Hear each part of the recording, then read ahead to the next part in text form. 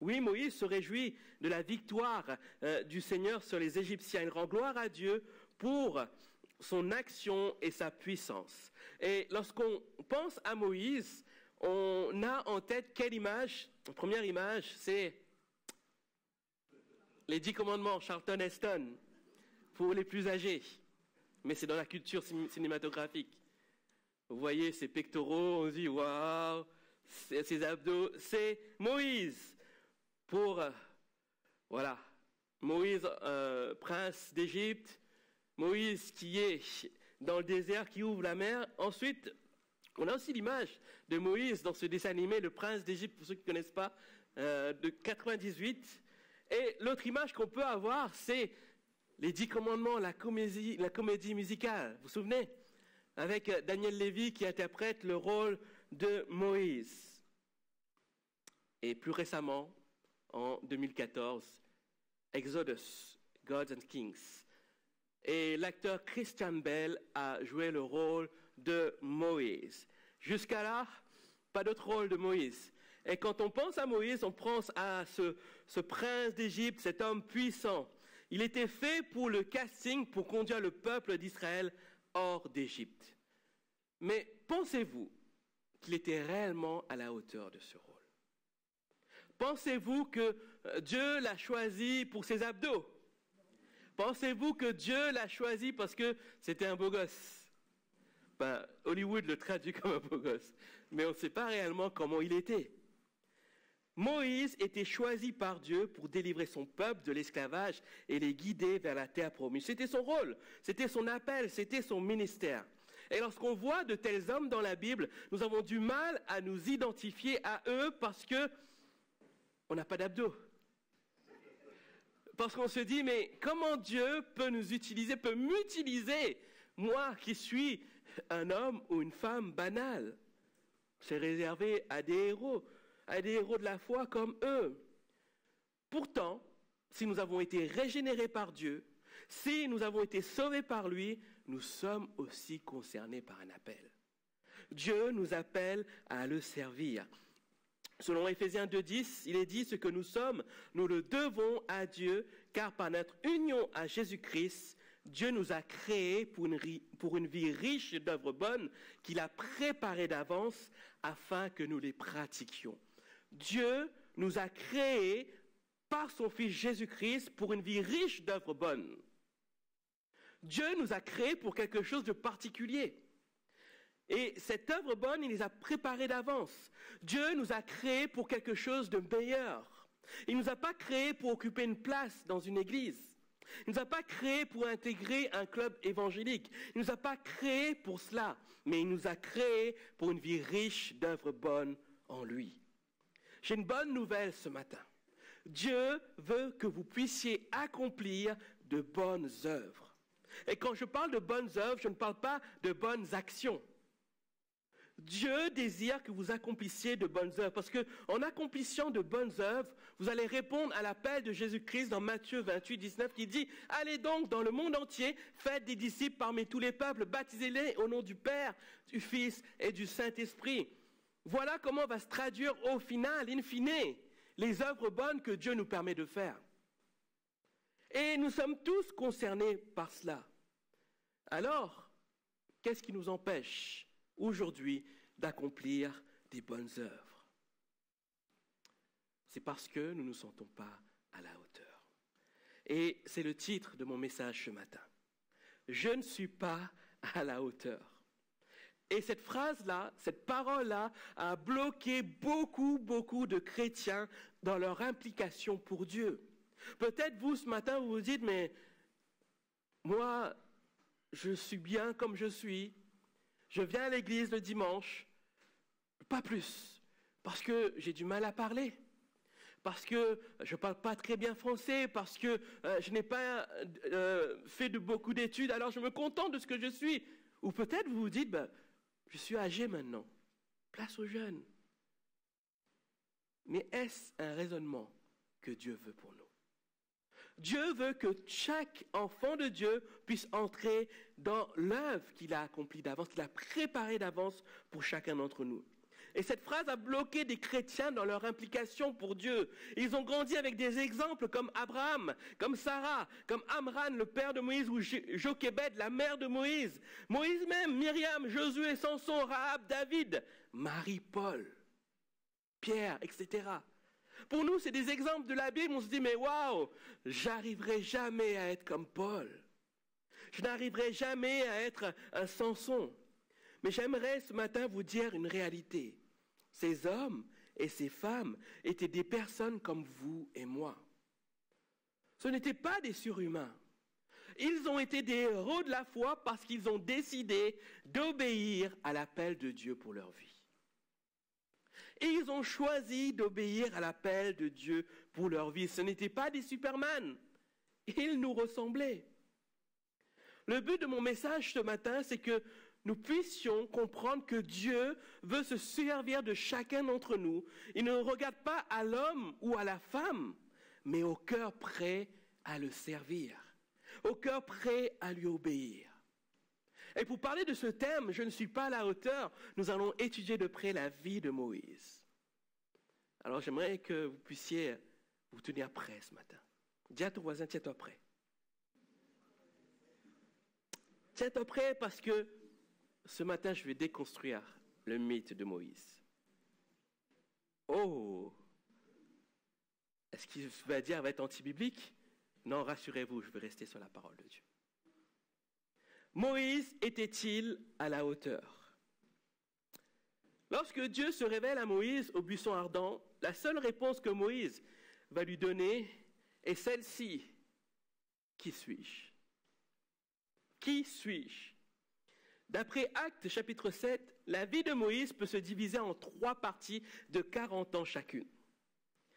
Alors, je disais tout à l'heure, vous vous sentez peut-être trop âgé. Voyez ce qu'il a vécu. Il a passé les 40 premières années de sa vie en Égypte, éduqué par sa mère et instruit dans les écoles égyptiennes. Il est resté 40 ans dans le désert, éduqué par la solitude et par Dieu. Et il a passé ses 40 dernières années avec le peuple hébreu dans le désert, éduqué par les épreuves, le découragement et les tribulations et instruit par la loi qu'il a reçue lui-même de Dieu. Waouh! 80 ans. Plus que 80 ans. 120 ans. 120 ans. Je pense qu'il n'y a pas de personne qui ait 120 ans dans l'Alsace, sinon je saurais. Sa vie a été décomposée comme cela. Et Moody disait à propos de lui que Moïse a passé ses 40 premières années à croire qu'il était quelqu'un. Prince d'Égypte. Puis, les 40 années suivantes à apprendre qu'il n'était rien. Désert. Et enfin, ces 40 dernières années à découvrir ce que Dieu peut faire avec quelqu'un qui n'est rien. C'est fort quand même, hein? C'est fort. Alors je vais le répéter. Il a passé ses 40 premières années à croire qu'il était quelqu'un. C'est les 40 années suivantes à apprendre qu'il n'était rien. Et enfin, ces 40 dernières années à découvrir ce que Dieu peut faire avec quelqu'un qui n'est rien. Lorsque Moïse se met à dire « Qui suis-je » à Dieu, il est en train de penser à sa propre vie. À ce moment précis, il est en train de faire le bilan de sa vie et se considère vraiment pas à la hauteur. Alors pourquoi Moïse ne se sent vraiment pas à la hauteur? D'abord parce que sa naissance n'était pas propice. Moïse est né dans un contexte très éprouvant pour lui et sa famille. Pharaon voulait tuer tous les mâles hébreux. Et pour le protéger, ses parents, Amran et Jochébed, ont choisi de le cacher pendant 3 mois. Écoutez-moi bien ce matin. Le contexte de l'époque était le même contexte que pendant les années 30. Les Hébreux, après que Joseph les a emmenés en Égypte, étaient bien. Ils étaient intégrés en Égypte. Et tout se passait bien. Jusqu'au jour où un pharaon est arrivé, des siècles après, ne connaissant plus Joseph, a commencé à avoir peur en se disant que les Hébreux vont prendre la place des Égyptiens. Ce n'est pas ce qui s'est passé dans les années 30. Les Juifs étaient bien intégrés. Ils avaient des commerces, ils avaient leur famille, etc. Tout se passait bien jusqu'au jour où les Allemands ont commencé à avoir peur que les Juifs prennent leur place. C'est pas ce qui s'est passé. Et qu'est-ce qui s'est passé? Au fur et à mesure, il y a eu des restrictions. Comme pour le peuple hébreu en Égypte. On commençait à leur réduire leurs privilèges. Et petit à petit, ça se transformait en du travail forcé, comme dans les années 30. Et ça s'est terminé comment? Par la mort, l'extermination. Comme dans les années 30. Le peuple, à ce moment-là, d'Égypte, vivait un moment d'oppression. Et lorsque les parents savaient qu'ils allaient avoir un enfant, imaginez la peur qu'ils devaient avoir. Imaginez un peu tout le trouble. On a cet exemple qui est proche de nous des années 30, 40, où il y a eu cette oppression sur les Juifs. Ben, c'était la même à l'époque. On regarde les films, on ne se rend pas compte de ce qu'ils devaient vivre, mais c'était comme ça à l'époque. Je lisais un extrait d'un livre qui s'appelle « Les enfants pendant la Seconde Guerre mondiale ». Ça s'appelle « La bataille pour l'enfance » de Sarah Fishman. Et elle disait ceci: « Physiquement et mentalement, les enfants ne sont pas entièrement développés et leur place dans le monde n'est pas encore définie. Les enfants les plus jeunes, notamment, n'ont pas la capacité de remettre des événements traumatisants dans un contexte plus large qui fait sens, ce que souvent les adolescents sont capables de faire. » À l'époque, pour un peu résumer ce qu'elle dit, à l'époque, les adultes pouvaient contextualiser ce qui se passe. Pouvaient se dire, on sait ce qui s'est passé avant, on sait ce qu'on vit maintenant, on a peur, oui, de la suite. Mais les enfants sont incapables de se dire, mais ce qu'on est en train de vivre, c'est juste passager ou c'était mieux avant ou quoi? Ils n'ont pas les mêmes repères. Et à l'époque de Moïse, c'était la même chose. Il y avait un traumatisme qui était là. Et je lisais un autre extrait du livre de Nathalie Zach sur les traumatismes des enfants cachés pendant la Seconde Guerre mondiale. Écoutez bien ceci. Presque tous les enfants cachés rencontrés dans un cadre thérapeutique ou dans celui d'entretien de recherche disent se souvenir encore aujourd'hui de l'état de frayeur dans lequel ils furent plongés, eux et leurs parents, quand un jour au petit matin, ils ont entendu les coups frappés à la porte par la police française qui venait arrêter leur père ou toute la famille. Ces coups frappés à la porte, ces coups de sonnette résonnent encore dans leurs oreilles. Certains en font des cauchemars récurrents des années après. Ils disent souvent que leur vie s'est brisée à ce moment précis, que jamais plus ils n'ont retrouvé la sérénité de la vie d'avant. En d'autres termes, ils disent que leur vie de famille s'est arrêtée là. C'est traumatisant. Et je pense qu'à l'époque même, de la même manière que dans les années 30, 40, il devait y avoir des collaborateurs qui devaient dire « Ah, un tel, et là, il a un fils ». Certainement, il y avait des soldats égyptiens qui parcouraient tout le lieu, la ville Goshen, là où était le peuple d'Israël, et ils avaient peur. Imaginez leur peur d'entendre ces coups à la porte en se disant « Mais qui va être emmené? Qui va être tué ?» C'était ça le quotidien de la naissance de Moïse. Et si on fait ce parallèle avec la Seconde Guerre mondiale, on peut se dire oui, la naissance de Moïse n'était pas propice. Et là, on apprend dans le texte que les parents ont réussi à garder l'enfant pendant 3 mois. 3 mois, ils l'ont tenu caché. Moi, je me souviens des 6 premiers mois de Noah. Impossible de cacher un enfant comme ça. Il dormait 2 heures, il se réveillait, il pleurait, il pouvait la téter, etc. C'était un gars. Et les gars, ils ont faim, ils ont soif, ils veulent. Et là, comment ils ont pu cacher un enfant de 3 mois? Là, on se dit, mais c'est la grâce divine. Malgré tout, ils ont réussi à le faire. Donc ça, c'était les premières années.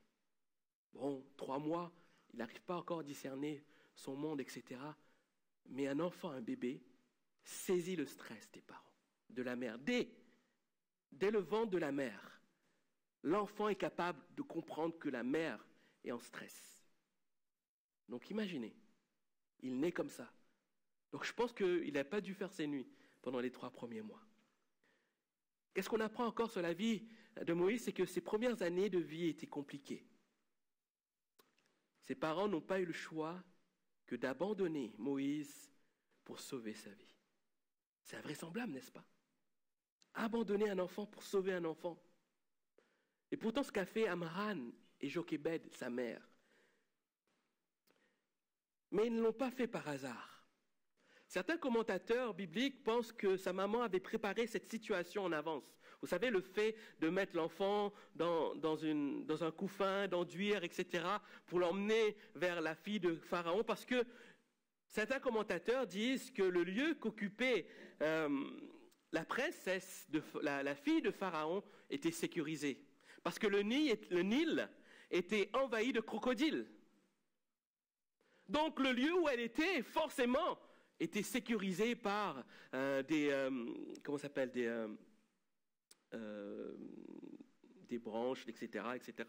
Donc il sécurisait le lieu. Et certainement, et c'est ce qui est le plus logique en fait quand on regarde cette histoire, certainement Myriam a dû voir les allées et venues de la princesse. Et c'est dire à tel moment la princesse sort se baigner, à tel moment de la journée, etc. Jusqu'au moment où les 3 mois passent. Les 3 mois arrivent. Pas d'autre choix que de l'emmener. Et là, ils se disent, on va le mettre là et peut-être que la fille de Pharaon sera clémente. C'est la fille de Pharaon. Pharaon a ordonné de tuer Moïse. Alors, qu'est-ce qui a empêché la fille de Pharaon de tuer Moïse? Et là aussi, les historiens sortent aussi un argument. C'est qu'à l'époque, de nombreux Égyptiens ont prêté un serment au dieu du Nil. Et ce serment dit, je n'ai affligé aucun homme, je n'ai jamais fait pleurer personne, je n'ai pas retiré le lait de la bouche des nourrissons. Certainement, la fille de Pharaon a fait le même serment. Impossible pour elle de retirer le lait de la bouche du nourrisson. Ça veut dire qu'elle ne pouvait pas faire du mal à un nourrisson qui venait à elle sur le Nil. Donc, tout le plan qui était là était prévu d'avance. Nous, on pense que Jochébed a abandonné son fils, mais Jochébed a voulu sauver son fils. Jochébed a fait une œuvre par la foi. D'ailleurs, dans Hébreux 11, Amran, comme Jochébed, fait partie des héros de la foi.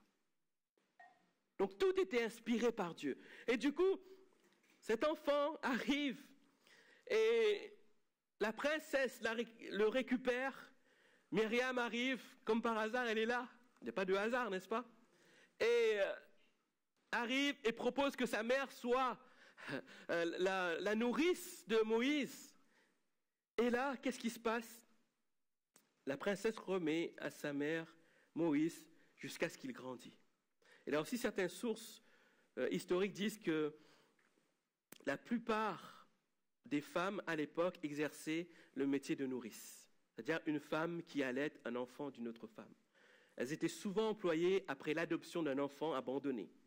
Ils étaient généralement payés avec des provisions de base, telles que de la nourriture et des vêtements. Généralement, la durée standard d'une nourrice était d'environ 3 ans. 3 ans. Mon fils Noah a 4 ans. J'imagine pas prendre mon fils et donner à une inconnue. Quand je le vois comme il est accroché à ma femme, vous imaginez le choc? 3 ans, 4 ans. Un enfant qui grandit. Les premières années de sa vie étaient compliquées parce que sa mère ne pouvait pas forcément se dire je suis ta mère. Mais elle l'aimait. Alors on imagine la scène, sa mère qui laisse son fils partir. Imagine le traumatisme de cet enfant de 3 ans, 4 ans, qui ne comprend pas ce qui se passe. Et les traumatismes qui sont là dès l'enfance poursuivent les enfants jusqu'à l'âge adulte. Alors, déjà là, est-ce qu'on peut penser que Moïse était à la hauteur? Moïse a subi aussi des traumatismes. Moïse a grandi sans sa mère. Jusqu'à 3-4 ans, il a été baigné dans sa culture avec sa famille. Puis il est allé dans une famille étrangère, dans une culture étrangère, avec une mère inconnue. Il a dû donc grandir dans le palais du roi. On a toujours l'image du roi de Moïse comme prince d'Égypte, mais aucune source historique n'indique qu'il avait une position dans le palais royal. Ah, là je déconstruis un peu le mythe. Aucune source historique dit qu'il était le prince héritier pour accéder au trône. Certains historiens pensent qu'il était devenu le fils de la fille aînée de Séti Mérenptah Ier, la sœur de Pharaon. La sœur de Pharaon qui était légitimement, qui devait devenir Pharaon, en fait, prendre la place de Pharaon. Mais comme elle était une femme, elle ne pouvait accéder au trône. Donc c'est son frère qui a accédé au trône. Mais c'était elle, la sœur aînée, qui devait accéder au trône. Donc Moïse devient le fils de la fille de la sœur aînée. Vous me suivez? Et là on se dit, mais donc, pas forcément directement le prince héritier. Mais on imagine aussi, à ce moment-là, les dualités qui devaient naître. Et là, on voit qu'il grandit dans un contexte défavorable. Oui, il a eu l'éducation, d'Égypte à l'époque. C'était vraiment une grande école. Il avait accès à la littérature, aux arts de la guerre, aux rhétoriques. Et tout ce que les Égyptiens avaient, il avait tout ce savoir. Mais les enfants de la famille de Pharaon n'étaient pas forcément destinés à être pharaons après. Ils étaient formés à des postes administratifs ou chefs de guerre. Et c'était le cas de Moïse. Il y a des traditions rapportées par l'historien antique Joseph qui dit que Moïse prit la tête de la guerre qui fut menée entre l'Égypte et l'Éthiopie. Il était un chef de guerre. Et donc, je rappelle, il est le fils de la fille de la sœur aînée de Pharaon. À l'époque, Ramsès II a déjoué beaucoup de coups d'État qui voulaient destituer. Et là, qu'est-ce qu'il y a? Ramsès II se dit qu'il y a un prétendant au trône. Je ne peux rien lui faire parce que il a été sauvé des eaux, il y a un serment sur lui. Oui, c'est un Hébreu, mais je me méfie de lui. Alors c'est tout naturel, alors que quand Moïse va aller vers son peuple et qu'il voit qu'on maltraite son peuple, il tue l'Égyptien, qu'est-ce que fait tout de suite Pharaon?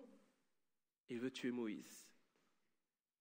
Je regardais aussi, je vais bien creuser, je regardais aussi les textes de droit de l'Égypte antique. Le peuple égyptien avait des lois précises, mais la loi suprême, c'était Pharaon qui le faisait. Donc si lui, il pouvait décider de la vie ou la mort de quelqu'un, gracier quelqu'un, ce qu'il voulait. Donc s'il aimait Moïse, il aurait tout fait pour gracier Moïse, n'est-ce pas? Donc imaginez le contexte dans lequel il grandit. Il grandit dans une dualité entre frères et sœurs. Il grandit avec un pharaon qui ne l'aimait pas forcément. Et il grandit dans une culture qui n'est pas la sienne. Oh, tout le traumatisme, tout ce qu'il vit, etc. Alors on comprend bien pourquoi Moïse, quand Dieu va lui dire « Moïse, lève-toi !» Qui suis-je, moi, Seigneur?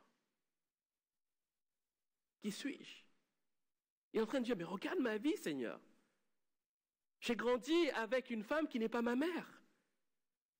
J'ai grandi avec une dualité entre Pharaon et celle qui est ma grand-mère. Qui suis-je, Seigneur?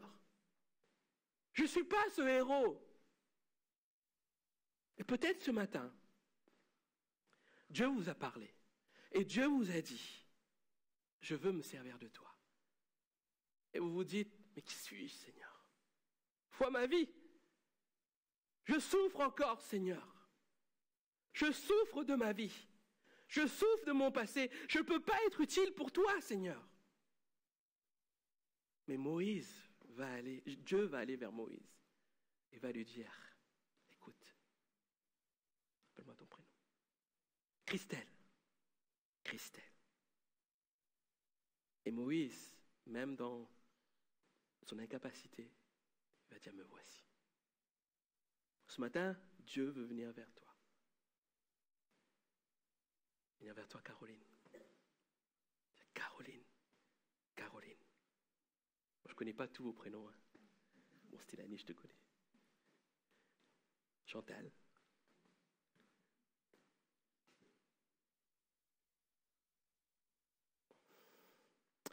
Est-ce que Moïse pouvait se sentir à la hauteur? Non. Il a eu une naissance non propice. Les premières années de sa vie étaient compliquées. Et il a grandi dans un contexte défavorable. Alors, il y a des notes de joie ce matin. 1 Corinthiens 1, verset 26-29 nous dit ceci. Considérez donc, frères et sœurs, la situation dans laquelle Dieu vous a appelés à lui. On ne retrouve parmi vous que peu de sages selon les critères humains, peu de personnalités influentes, peu de membres de la haute société. Non, Dieu a choisi ce que le monde considère comme une folie pour confondre les sages. Il a choisi ce qui est faible pour couvrir de honte les puissants. Paul est en train de dire, mais regardez les gars, il n'y a personne qui est important dans la communauté. Mais Dieu vous a choisi. Vous ne vous sentez pas comme important, mais Dieu vous a choisi parce que Dieu a choisi les choses que les personnes que l'on considère faibles, moins importantes, pour les utiliser. Oh, quelle grâce, n'est-ce pas?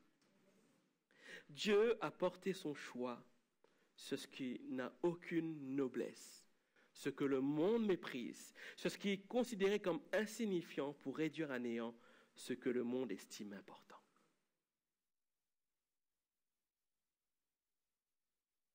Peu importe votre vie passée, les conditions de votre vie, Dieu désire vous utiliser. L'exemple de Moïse nous montre combien Dieu peut se servir de qui il veut. Heureusement d'ailleurs, parce que je ne serai pas avec vous ce matin. Je suis né dans un contexte défavorable aussi. Je suis né alors que mon père avait abandonné le foyer. J'ai grandi sans mon père. Pourtant, Dieu m'a utilisé. Et je suis le papa de 2 enfants. Et je les aime. Et Dieu m'a donné cet amour de père pour mes enfants. Alors que j'ai un manque dans ma vie. Comprenez? Il n'y a que Dieu qui peut faire ça. Il n'y a que Dieu qui peut faire ça. Alors, comment Moïse a pu être à la hauteur? J'ai dit tout à l'heure, Dieu a utilisé Moïse comme bon nombre de héros de la foi, non pas à cause de leur capacité, mais parce qu'ils ont décidé d'obéir à l'appel de Dieu. Dieu connaissait le parcours de Moïse avant même qu'il se serve de lui. Il était le moindre des hommes, selon Moïse. Mais Dieu avait prévu de faire de lui un homme qui allait être une bénédiction pour son peuple. Alors que selon lui, tout était perdu et qu'il vivait comme un fugitif, Dieu va l'appeler. Et Dieu va lui dire, Moïse, Moïse, ôte tes souliers de tes pieds, c'est-à-dire humilie-toi. Et Moïse va répondre, me voici. Et en disant, me voici, il va donner toute la liberté à Dieu. Et Dieu va lui dire, ôte les souliers de tes pieds, car le lieu où tu te tiens est un lieu saint. Alors je fais une pause. On peut se dire, Dieu saint, comment se fait-il qu'il accueille un meurtrier? On aurait pu se poser ces questions-là.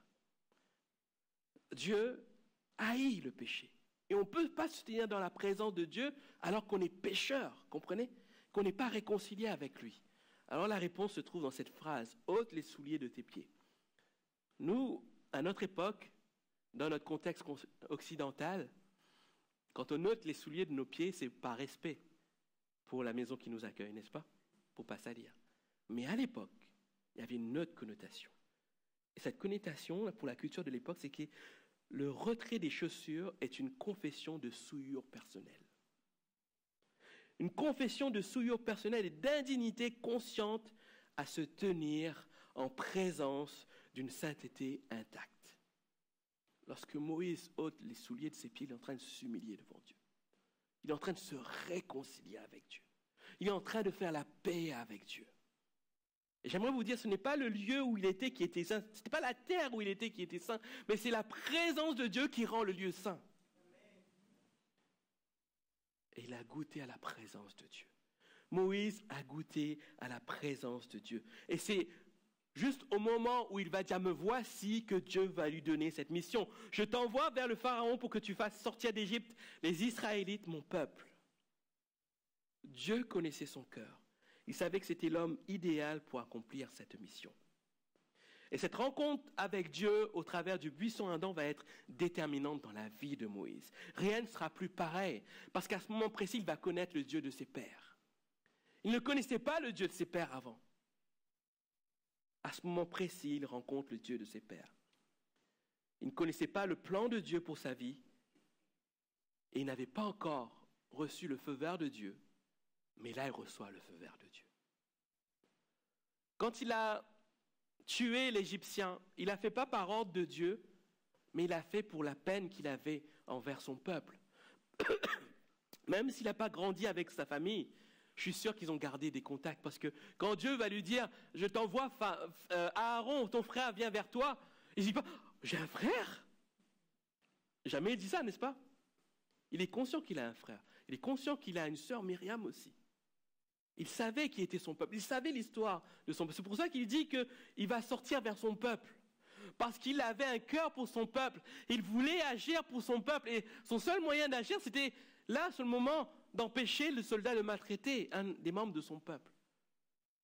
Mais ce n'était pas ce que Dieu avait prévu pour lui. Dieu ne lui avait pas donné le feu vert. Mais c'est à ce moment précis, au buisson ardent, que Dieu va lui donner le feu vert. Certaines fois, nous ne cherchons pas à servir Dieu car nous ne cherchons pas les directives précises de sa part. On ne répond pas non plus à cet appel quand Dieu nous appelle en disant « Chantal, Chantal !» On ne dit jamais « Me voici ». Mais on veut tout de suite aller. Mais on ne sait pas où aller. Alors on avance, on erre. On erre. Alors si on fait comme Moïse, on se tient dans la présence de Dieu, on dit « Seigneur, tu m'appelles, me voici ». Et Dieu nous appelle tous, bien-aimés. Mais oserons-nous dire « Me voici » à Dieu? Oserons-nous dire « Me voici » Parce qu'en disant « Me voici », c'est là que nous déclenchons le plan de Dieu pour notre vie. Parce que Dieu ne va pas nous prendre par le col en nous disant « Allez, dépêche-toi ». Viens, viens, viens. Non, Seigneur, je ne veux pas. Viens, viens, viens, viens. Et serre-moi, t'es obligé. D'ailleurs, on voit dans cet exemple combien Moïse ne voulait pas servir Dieu. Il va dire, mais Seigneur, s'il me demande qui tu es, je suis celui qui suis. Ok, Seigneur, ok. Mais s'il ne me croit pas, alors prends ton bâton, etc. Ok, Seigneur, ok. Mais je n'ai pas la parole facile. Ton frère, Aaron, va arriver. Et malgré que Dieu donne des réponses, il dit, oh Seigneur, choisis quelqu'un d'autre. Choisis quelqu'un d'autre. Il le dit dans le texte.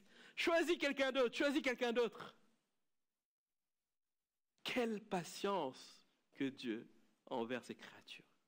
Dieu aurait pu le foudroyer sur place, dire, allez, next. Plus Moïse, mais quelqu'un d'autre, parce que là, il me saoule.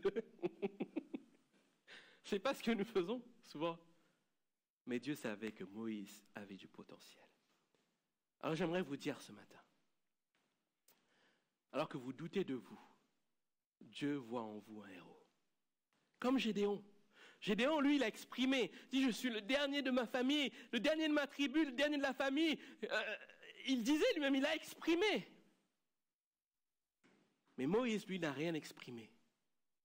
Sa vie exprimait qui il était.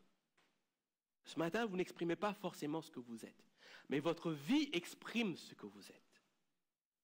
Mais ne laissez pas votre vie gâcher ce potentiel que Dieu a mis dans votre vie. Parce que Dieu veut vous utiliser. Alors, comment Moïse est devenu à la hauteur? Il a laissé Dieu lui parler. Quand Dieu l'appelle, il a laissé lui parler. Il a répondu favorablement à Dieu. Il s'est tenu dans la présence de Dieu pour avoir cette directive. Et, chose importante, il a exposé ses faiblesses devant Dieu. Ah, on oublie de faire ça aussi. Nous ne sommes pas des héros. Nous sommes remplis de faiblesses. Exposons nos faiblesses à Dieu. Seigneur, tu vois ça dans ma vie, tu vois ça dans ma vie. Mais malgré qu'il ait exposé ses faiblesses, Moïse est parti quand même. Est-ce qu'il a été guéri de son traumatisme? Pas forcément. Mais il est parti. Il a obéi à Dieu. Alors ce matin, quelle est votre décision? Rester sur cette phrase, je ne suis pas à la hauteur, ou dire au Seigneur, malgré ce que je suis, je veux être à la hauteur pour toi, Seigneur. Je veux que tu m'utilises, Seigneur. Je ne veux pas m'arrêter à mon incapacité. Je ne veux pas m'arrêter à ce qui s'est passé dans ma vie. Je ne veux pas m'arrêter à ces paroles qui m'ont blessé, m'ont humilié, Seigneur. Toi, tu me vois et tu veux te servir de moi. Dieu veut se servir de nous tous ce matin. Est-ce que nous sommes prêts à lui dire, me voici? Est-ce que la louange, vous pouvez prendre ce chant, me voici? Me voici à genoux devant toi. Je ne suis pas un bon chanteur. C'est leur rôle. Mais alors que la louange va prendre ce chant, je vous prends un peu au dépourvu, mais je sais que vous allez pouvoir le faire. Alors qu'ils vont prendre ce chant, j'aimerais ce matin qu'on puisse faire cet acte de foi. Et je vais obliger personne ce matin. Mais si ce message résonne sur ton cœur et que tu veux toi aussi dire, me voici, lève-toi de ta place. Comme une réponse à l'appel de Dieu. Non pas parce que je vous le demande de le faire, mais parce que la vie de Moïse résonne dans votre cœur. Je suis imparfait, je suis imparfaite, mais me voici, Seigneur. Me voici devant toi, Seigneur. Tu veux juste donner le titre du chant peut-être, s'ils ne l'ont pas.